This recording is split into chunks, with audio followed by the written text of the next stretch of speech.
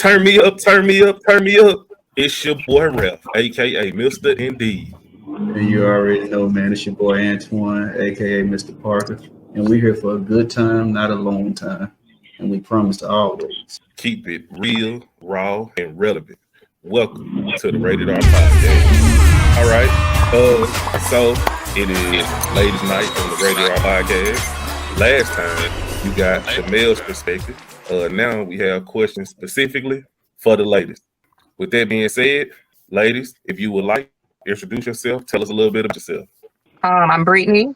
I am a 38-year-old single female. I'm out here trying to date because I figure like we're going to talk about relationships. I'm divorced like 8 years now. So I can kind of talk about a little bit of both. What else you need to know? I'm from Mississippi, born and raised here. I've never left. Yeah, that's about it. That's my ace boom coon right there. And so, yeah, I had to get her on the show for this because I know she going to keep it real and raw for a fact. Big Sis, you want to go next? Sure. I am Shaunita. I am Ralph's big sister. I am from Chicago. And like Brittany, myself, I am divorced as well. And yeah, just ready to do our thing tonight. Okie dokie. But like I said, that is my big sis. It's about 62 of us out there, so that's one of them. Yeah, You ready to introduce yourself? Oh, okay. Marcy. Yes, ma'am. So I'm a licensed esthetician. I am single. I've never been married. And I met Ralph at the farmer's market. So I've created a full men's beard care line. So that's what I do. And I'm a single parent of one. She's 16. Okay. Hey, real quick before we get too far into it, Miss Shaunita, you want us to see your sweatshirt, or that's how you wear your seatbelt? I'm just asking. They may get on my nerves. You want me to pull it down? That's better. I just don't want you to choke yourself. My God. No, I'm just kidding. Hey, I'm in Chicago. These people drive crazy. Hey, respect.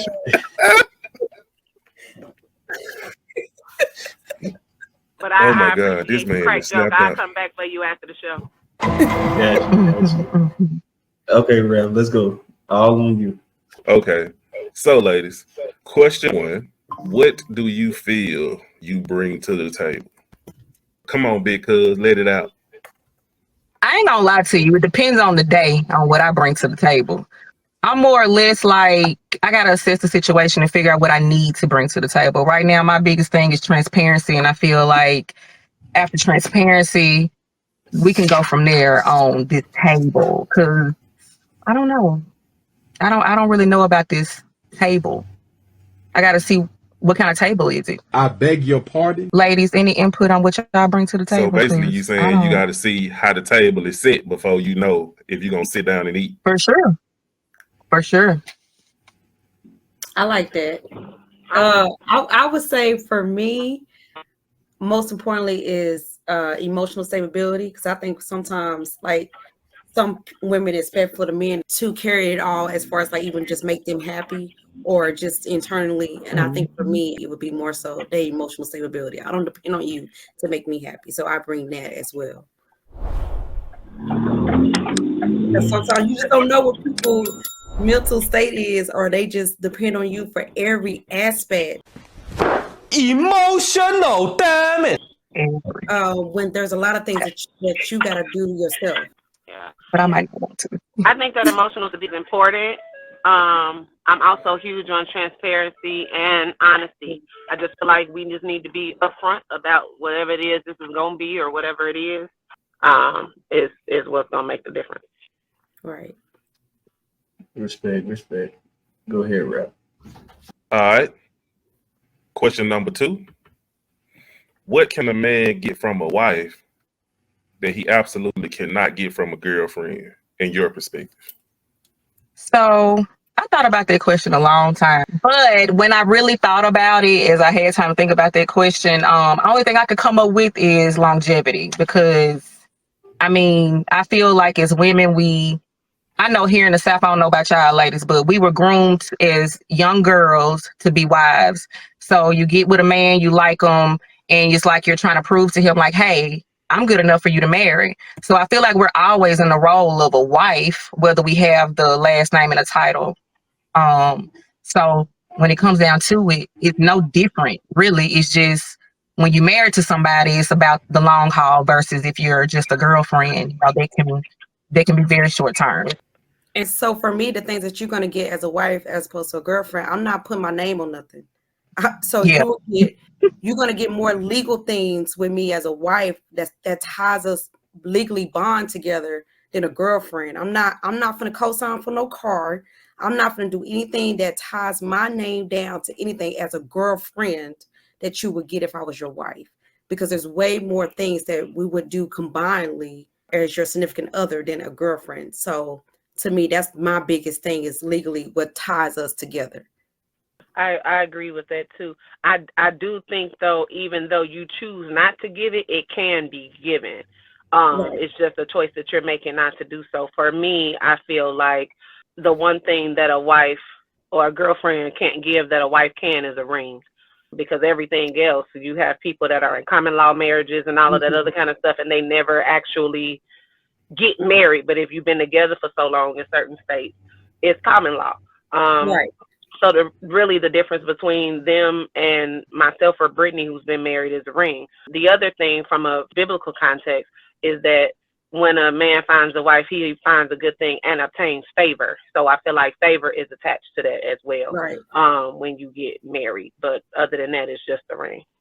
Right. I agree. And on top of that, a lot of times it's just a sheet of paper, just a contract. That's it. That's all.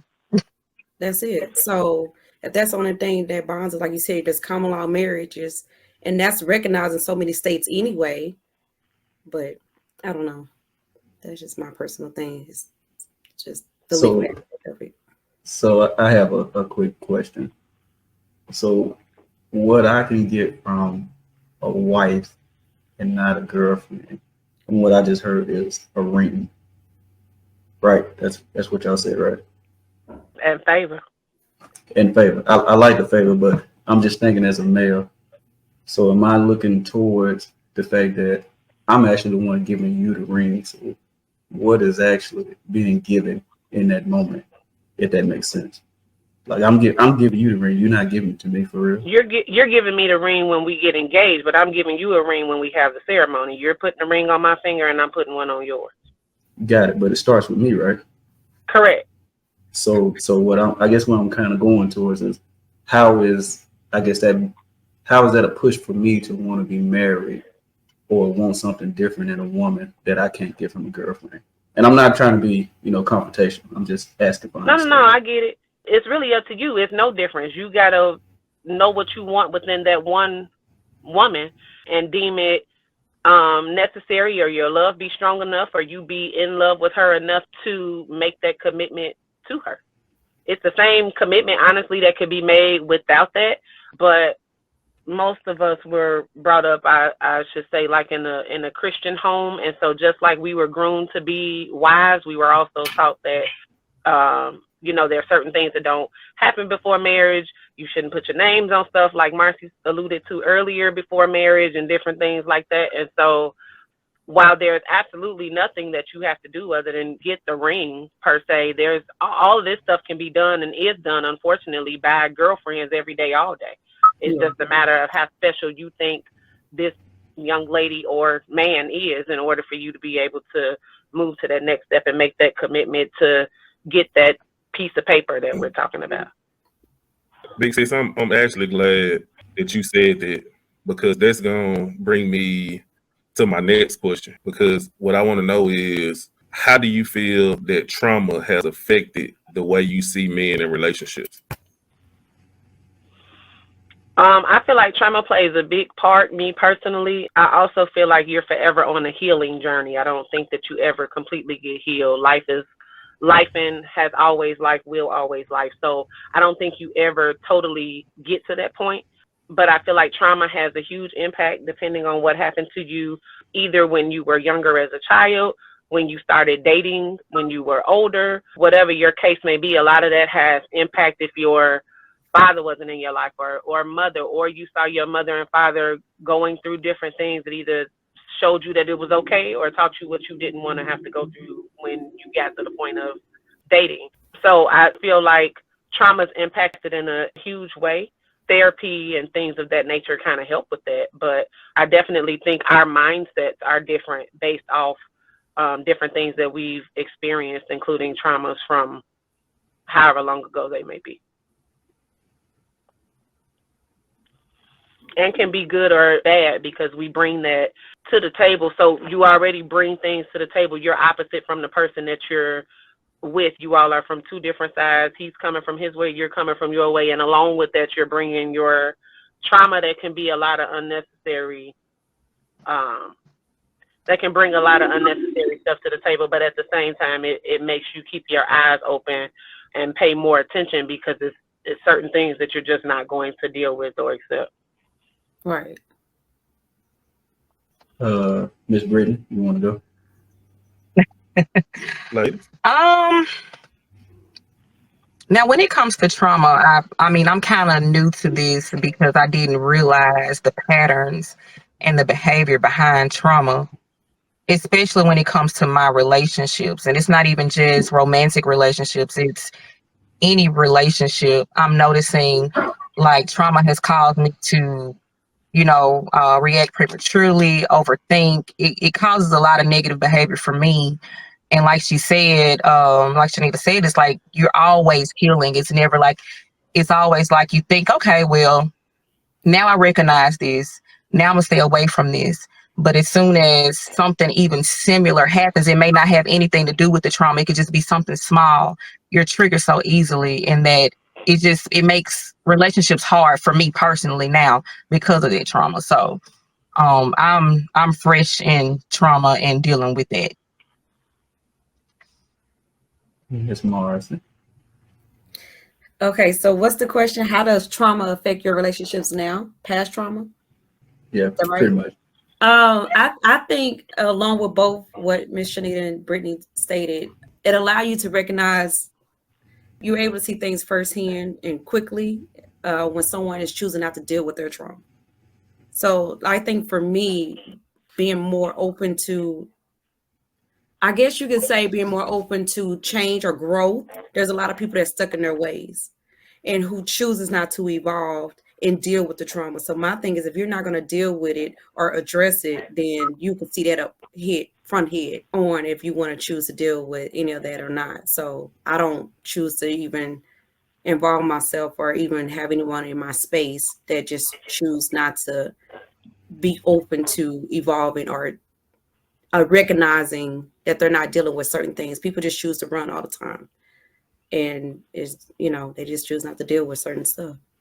So I'm very mindful of what I have in my space and who's around. Because a lot of times when people that continue to have that kind of energy, they're always victimized. They're always the victim.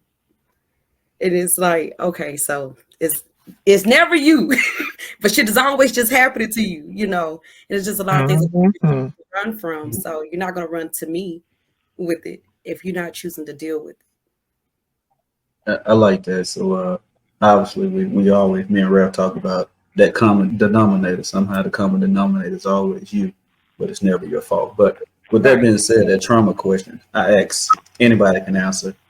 It's a little off subject, but is it something that I guess your spouse or someone you're dating or anything like that, is there something they can do, I guess, to help? And don't say reassure me or things like that. Like, I want to know, is it really something that can help? Because you can't I say this a lot. You can't reassure help you or to help them. What do they help? To help them with their trauma. Is there something they could do? Is there something that you could do to help them with their trauma? Yes.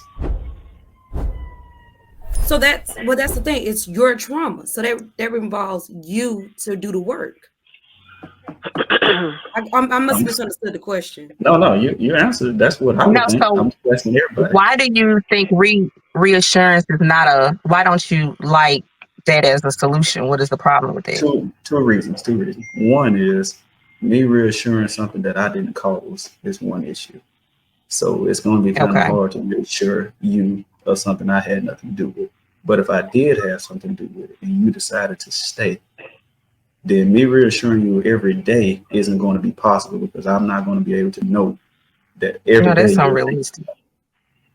Exactly. So that's what I'm saying. Like I feel like when things happen, people often say, "I need to be reassured," but at the same time, it's like I can't read your mind when I know I need to be reassuring you because you're in your feelings. So I'm just asking, is there anything out there? So for instance, like my trauma causes me to be an overthinker. So if you date me and you know that I'm an overthinker and you take on that responsibility, you don't think that you should, like, you know, I'm gonna overthink something. Like, let's say we have a disagreement or whatever the case may be.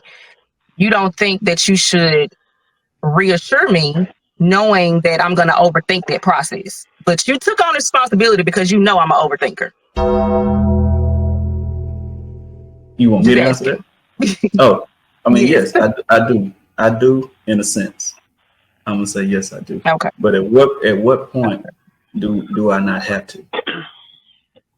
Well, I mean, over time it's called growth. So I would hope that in time we will grow and, you know, my trauma can be healed. And she says that I'm working on it as we go. And I can find some way to not have to be reassured as much. Like, I'm not a woman that have to be reassured every day. No. But if I'm come from a place where when we argue, when we fight, there's no resolve. So of course I'm left alone to overthink and try to resolve it on my own because my partner does not know how to communicate and we can't resolve it. So I'm saying, like, when there needs to be a resolve, not just, oh, you didn't call me in the 5 minutes you said you was gonna call me, so you need to let me know like what's going on. Like, no, not unrealistically, no. Right. Yeah, I think reassurance. I think that you can reassure, even if it's something as simple as I'm not them. I'm gonna be here.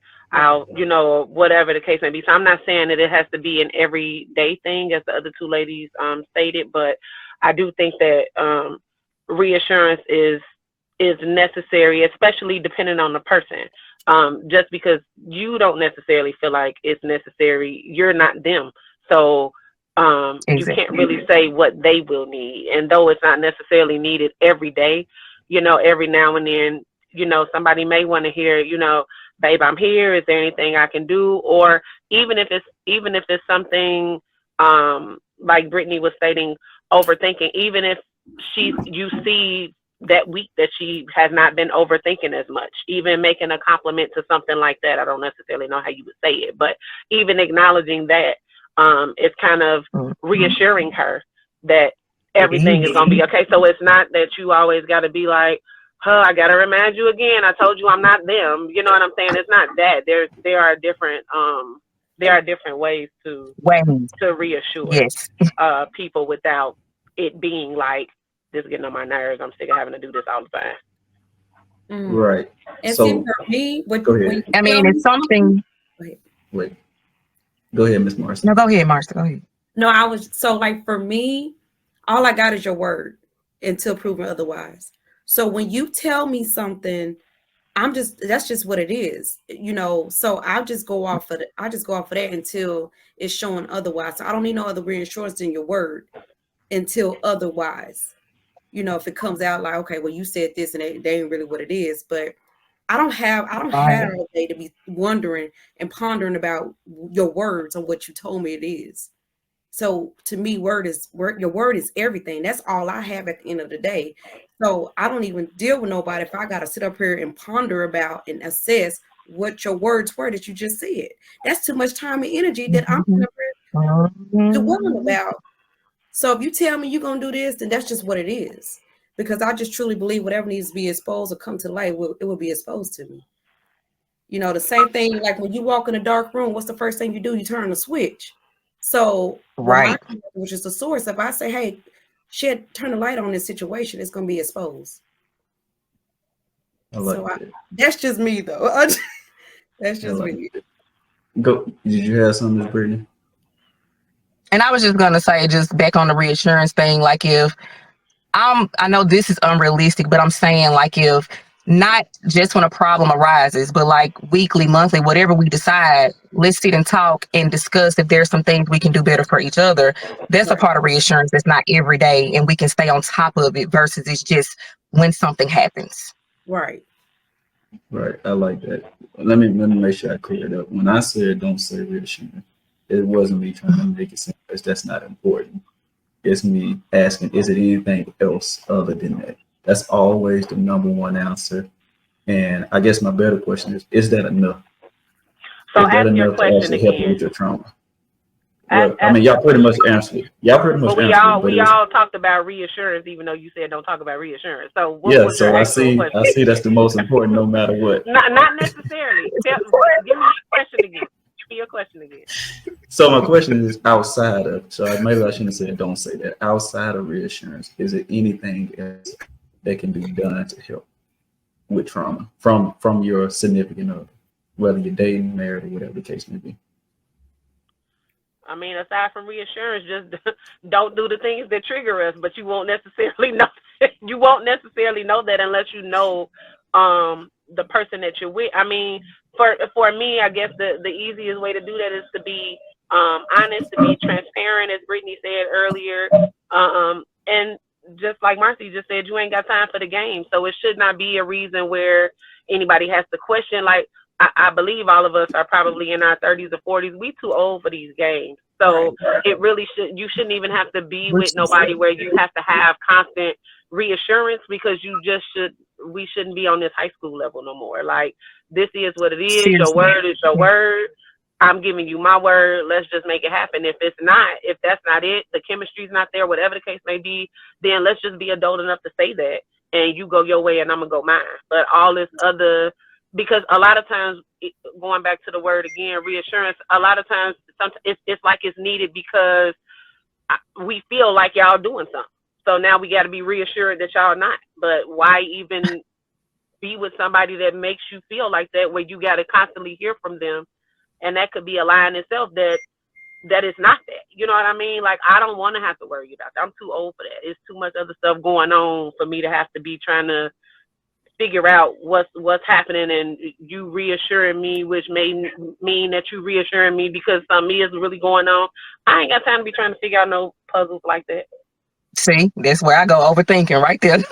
Just like that. It's just too much. Just be real, and much. we may not even have to overthink, or you know what I mean. Like, I'm sorry, Marcy, were you saying something? No, I was just letting you guys know. I didn't mean to cut you off. I'm getting ready to switch to my cell phone, so I'm going to leave the room to come back in. All right, we'll have to add you back. Go ahead and do your thing. Oh, okay. I just didn't want to miss what you were saying, Miss Shaunita. I'm good. I'm done. Okay, I'm finna leave out to come back in. Okay. And we back. And we back. Marcy, make sure you fix your seatbelt. You don't want no problems. You ain't Yes, lying. ma'am. Don't focus. Yes, ma'am. Oh Can my y'all hear me God, okay? that is hilarious. Yep. So I was actually, which I was talking about, like we talked about this on the last episode where we wanted to know our keys to any successful relationship, where we stated that it was communication, honesty, and trust. And so I think that a lot of that reassurance come from this same cloth. Like, we can communicate, but if I'm not honest, or if you're not honest about it, then the communication is for nothing. And if we can communicate and it's honest, if I can't trust you, then it's still back at ground zero. And so that's why I was like, I really appreciate the aspect of the assuring. I got a quick question though. Do y'all not have to be reassured? Are y'all just that confident that the person y'all with is doing everything right? And if y'all are, what the hell y'all doing right so I can do it? You want me to answer? You answer it. Somebody, please. You can go first. Well, for me, it's not that I don't need to be reassured about loyalty. Well, no, I said that wrong. I don't have to be reassured about loyalty. Like, if I say I trust you, and like she said, I'm old enough and I'm to the point to where I'm not going to question it and anything like that. But we males are a lot different than females. When we get wronged, it's pretty much over. And I mean, we're thankful that y'all give us ample amount of time to get ourselves together, but we don't. So it's a lot different for a man. So it's not a lot that a man needs to be reassured about. We're more focused on respect and being acknowledged for the things that we are and not doing. And it's things like that. I'm just leave it that. I don't want to get on the male perspective, but no, being reassured about loyalty isn't top on my list. I'm gonna just speak for me. And so, you go ahead. Miss Marcy, go ahead. Yeah. Oh, so for me, it's not that I don't need that reassurance. It's just that I just trust enough to know that whatever is not for me or whatever needs to be revealed for me, I trust enough to know that it will be revealed.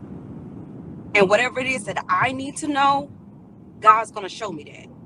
So I take the worry out of it, because I don't need to be with nobody or have them in my space if I ever got a second guess or question anything. It'll just come out.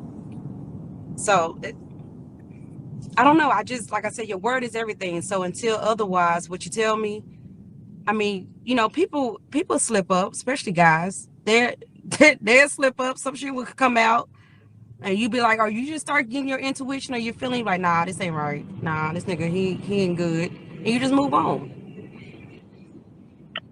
Oh, I don't really necessarily care for reassurance while I'm dating anybody. So- It's when I'm in the thick of a real relationship that I start to feel like I need it throughout the relationship. But just trying to get to know somebody. Go ahead, Ralph. Oh, okay. So in relationship wise, Oh, wait, Ralph. Oh, okay. So I had the privilege to be raised with women as cousins. I won't put too much of everybody's business out there, but I got a chance to see it from the woman's perspective a lot growing up, because it was only me and my girl cousins. I've seen it firsthand, but at the same time, with growing up with those girl cousins of mine, I've also seen the way that males have been treated during that time as well. So I get it from both ends. yeah. Okay, look like I ain't pointing no fingers, but it look like you kind of touched your cousin up here. Maybe you was talking a little bit about her, but I ain't calling nobody out. Big sis, I don't know if you know. Nah. Just in case you got something you want to say, you are over this. Yes, I know. Thank you. Okay. All right, Ralph, go ahead. Next question. Okay. Next question. Oh, this is going to be a good one. And so I actually picked this question because me and my cousin was talking about this the other day. And so I had to put this question out there to ask. What is your definition of intimacy, and how important is it to you? All right, Miss Brittany, go ahead. So on a scale of 0 to 10, intimacy is probably 100. It is extremely important to me. Because for one, we're getting older and our genitals are not going to work eventually. Like, and I don't want to be tied to you because, you know, or I'm thinking I'm in love with you. I want to be with you because, you know, you putting it down real good in bed. And then when that thing isn't working, and I mean, for the women too, we're going to eventually, you know, have issues ourselves. So I want to still be able to just, you know, being close to you. Like, I know, I mean, we rated R, right? How far can I go in this rated R? Real, raw, and relevant. Do your thing. Because I don't know if it's kids around. Did I see somebody in the background back there? I don't know.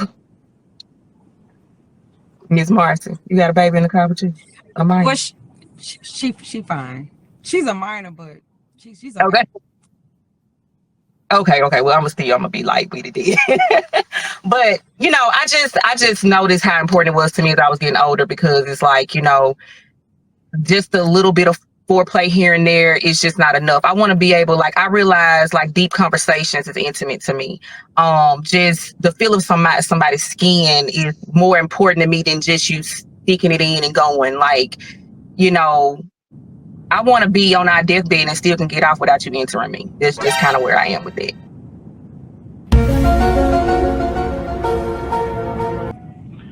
I agree with that. I don't have an actual definition for intimacy because there are so many. It really depends on the person. The person. But I think that even beyond the touchy feely, you can be in a room and be silent with your significant other, and it can be intimate. Like just the fact that they're there with you, cuddled up, reading a book or whatever he may be doing. But it's that person that brings about the intimacy. And so while the physicality of it is great if you got a great partner in that area, again, something could happen and things stop working, and it has to be something else to sustain you. And so I feel like just that silence, or even just being around that person, is almost like a baby needing that skin-to-skin contact when they're born.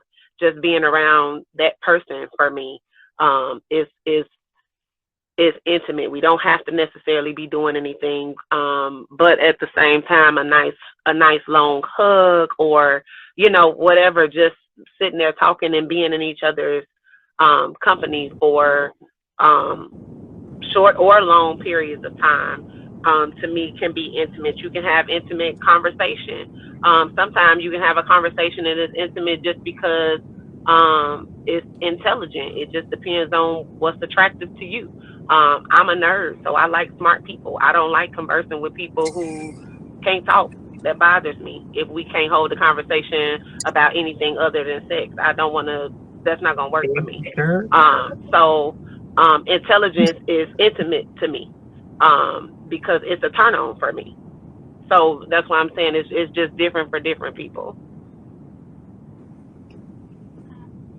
I like that. I agree with both of them, Miss Shaunita and Miss Brittany.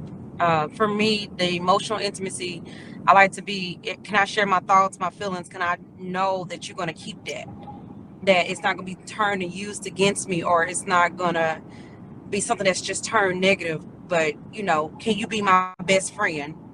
And I, even if it's about my day or my experiences, but just be able to just share those feelings and those thoughts and those intimacy and those intimate moments.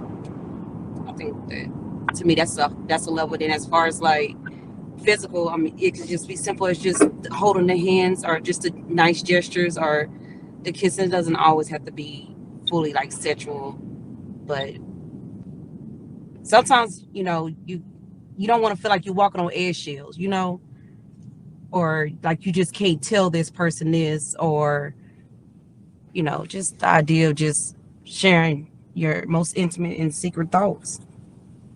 You can't. Sometimes you don't always have that. So Red, again, I'll bring it up that I had the privilege to be raised with female cousins.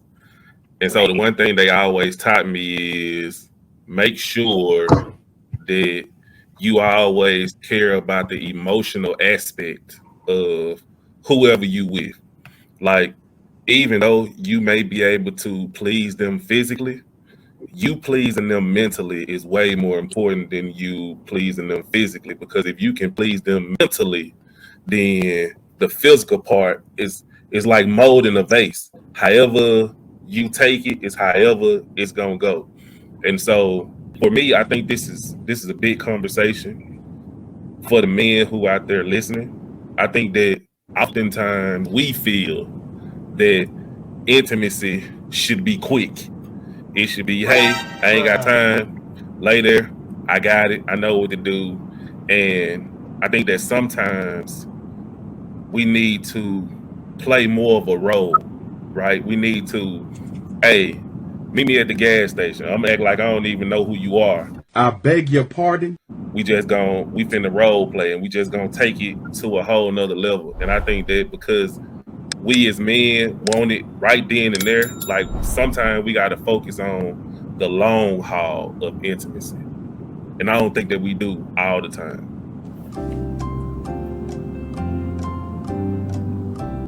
Go ahead, Red. You got something to say? Nope. I'm gonna let this one ride. Come on with the next one. Ain't no way. No. Come on. I ain't got nothing. Say what you got to Ain't no say, way you man. ain't right. Ain't no way you ain't got nothing. No, I actually agree. I agree with Ralph, and I don't believe it. I'm gonna keep it real. I agree with Ralph, and I understand. I have friends that we all talk about as well. It's more of the joking side, but we say things like, "But if I get her to like me, then the sex part is gonna be the easy part." And that goes back to what Ralph was saying. If we can get you into it, the physical would be easy. So I like everybody else. I don't want to go deep. We're gonna go to the next one. Hey, but Red, before we move on to the next one, man, the one thing that we got to realize is, come on now, dog. Come on, man. Women know from first interaction, from first conversation, how far they want to take it with you. It is up to you to either expedite the situation or talk yourself out of the situation. But us as men, we tend to get into this male phase where I want to show you this and I want to show you that and let me do this and let me do that, when you don't even have to do all that, because they already know if they want to give themselves to you in any way from first interaction to first conversation. So they're waiting on you to either talk yourself in or talk yourself out. You can't be intimate the same way you was intimate previously with somebody else. Everybody got to have something different. Everybody don't get moved the same way. But outside of that, Red, that's all I had to say. You got anything else you want to say, Red? Nope. You got another question? Yeah, I got one more question. What is your stance on a 50-50 relationship?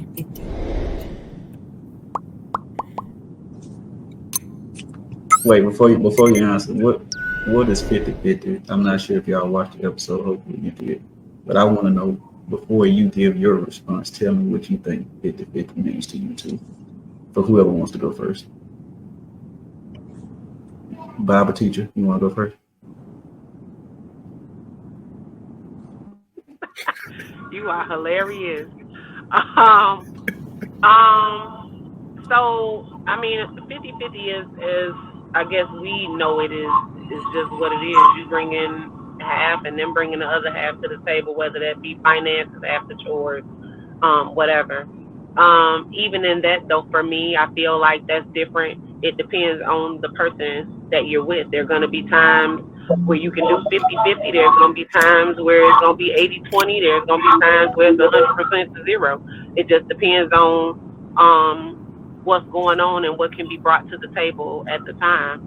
Like I said, either financially, you may not have the energy, whatever it may be. I definitely don't attribute it to just finances. I feel like that can be cleaning up the house, that can be helping the kids with the homework, that can be a multiplicity of things. But it depends on you and your partner. I don't necessarily feel like it has to be 50-50.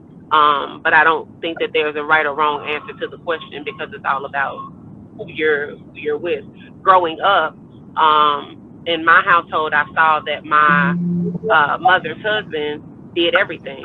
My mother only had to buy groceries, but that's because that's the way that he was raised to do things. When I was married, it was nowhere near that. I wish it was, but that wasn't my setup. So, so it's different strokes for different folks. You just got to know who you're dealing with and handle it accordingly. Cuz. Bad influence, cuz. Oh, baby, What you got? she said exactly what I was going to say. I have nothing else to add. All right. Miss Marcy. I think it was the man's version that I heard. I don't know if it was you, Ralph, that said it, but I like when it was stated like 50-50 doesn't always mean financial. But I don't believe in 50-50 in this time. I'm sorry. It's just, especially even with the way my money works, like I have good weeks, I have good months, I have this, I can't always bring the same thing to the table every time. And there may be times I could do more. There may be times that I can't, but right now I'm doing everything 100%. So if I get with somebody then I would think the whole point of it, not the whole point, but what are you doing to help take some of that load off of me to make me better? You know, it would have to lighten up what I'm already doing with everything of 100% right now. So even if you did, you know, 80% or 20%, whatever it is, it's going to be better than me doing 100%. And not everybody's able to do 50-50. You know, sometimes it may be 80-20, it may be 70-30. It may not always just be the same for each person every month or every time. But the whole thing is that partnership and somebody to be able to pick up the load when you can't. And so if I'm with you, you can't pick up the load even for your half, then that ain't gonna, if I'm doing 150, that ain't gonna make no sense.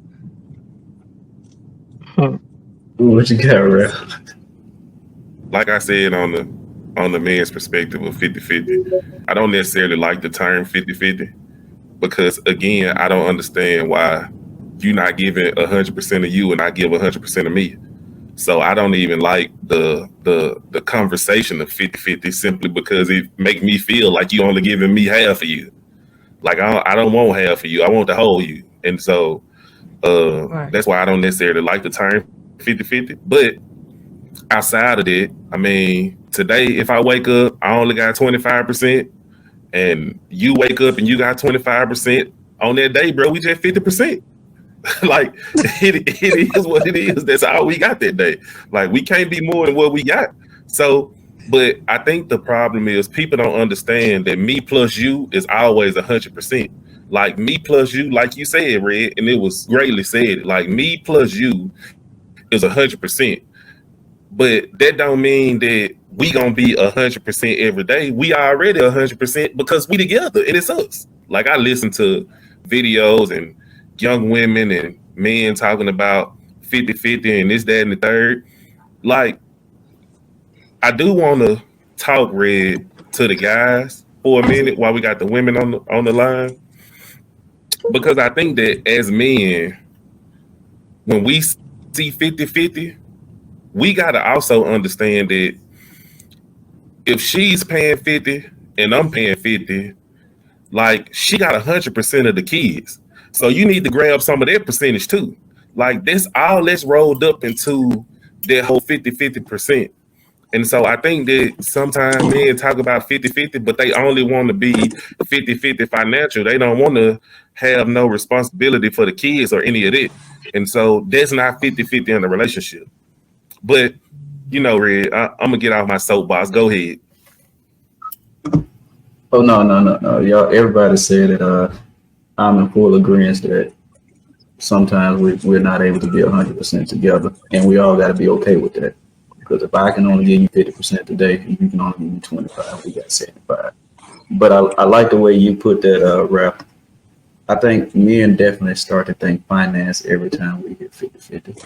And I understand why. But it's all about communication. And like Mr. Marcy said, if I can take off something from you, then you should be willing to do the same for me. We should be making each other life very easy. So I'm in full agreement with what everybody is saying. I kind of gave my perspective on the last episode, so I'm just going to agree.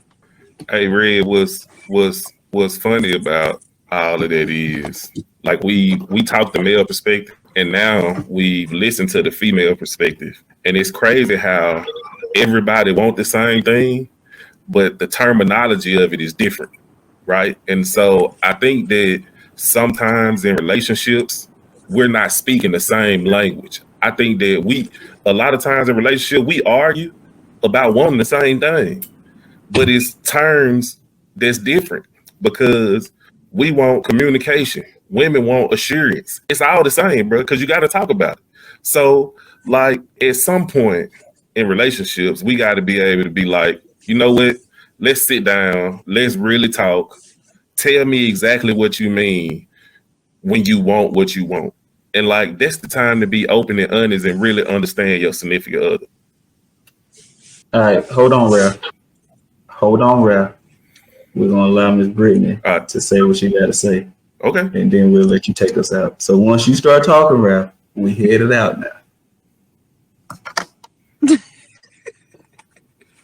Only thing I was gonna say far as the different languages, what I'm learning is that I think for me, I've taken for granted that people are raised differently. And that's why things can't be communicated effectively because, and especially if you don't know how that person was raised. And also in this big old age, I realized that some of the way I was raised wasn't quite right. And I'm just now learning that. So if two people coming together just now realizing like, hey, wait a minute, I've been thinking this way all this time because this was programmed into me and this ain't even right. And I think that's where the barrier happens as far as language. That's all I had. I agree with Brittany said too, and also what you said. I think that oftentimes we want the same things, we just don't communicate them in the same way. Men and women have different verbiage that we use when we're communicating, and sometimes even aside from the verbiage, I think that sometimes we just want y'all to know what we think y'all supposed to just know. Just like there are times when y'all think we should just know. But the reality is, as Mr. Seatbelt alluded to earlier, it's all about communication. And so the key is communication and just being honest about it all. I think the other thing that we can sometimes struggle with is people say that they want open communication, but then when we're open and honest about how we feel or what we're feeling in the moment, then we're made to feel away because of how we're feeling. So either you want me to be honest and communicate and tell you what it is, or you really don't want me to say anything. Because if you want my honest opinion, you got to let me be that, no matter whether you think it's shallow or whatever the case may be. If it's important enough to me, then I feel like you got to be able to listen and hear that, just like you would want me to give you the same respect if the shoe was on the other foot. So I think that if we can learn to do that and value each other and not just this is the way it's supposed to be and I'm gonna do this and you gonna do this, we have to actually like realize that we're coming from two different worlds. We're two different people.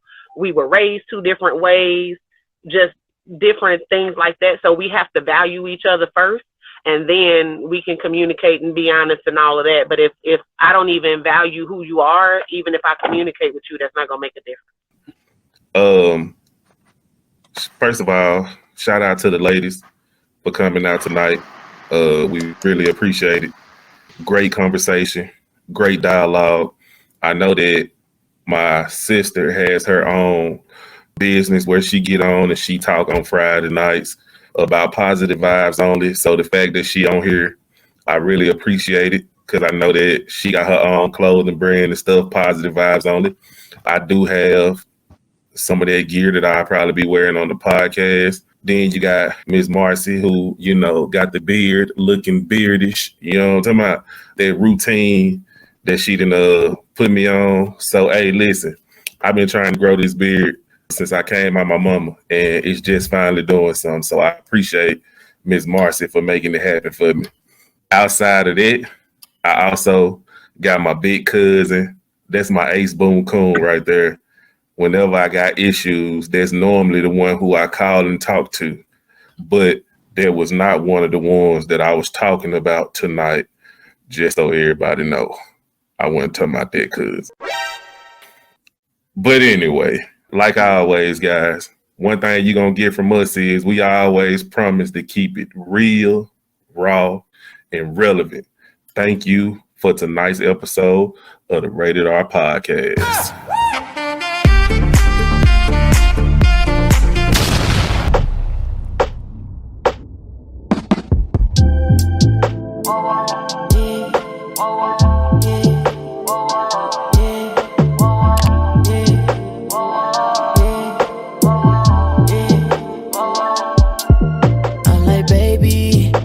That ass in the safe. Why you walk around these streets when you know that ass ain't safe? I need to lock it up, get the key, then throw it away. They don't wanna test my patience, cause you know it's going down with a fade. Oh, don't try to test my gangster, touch my angel. Girl, you make it hard when you got a bright future behind you. That ass ain't average, girl, it's times two.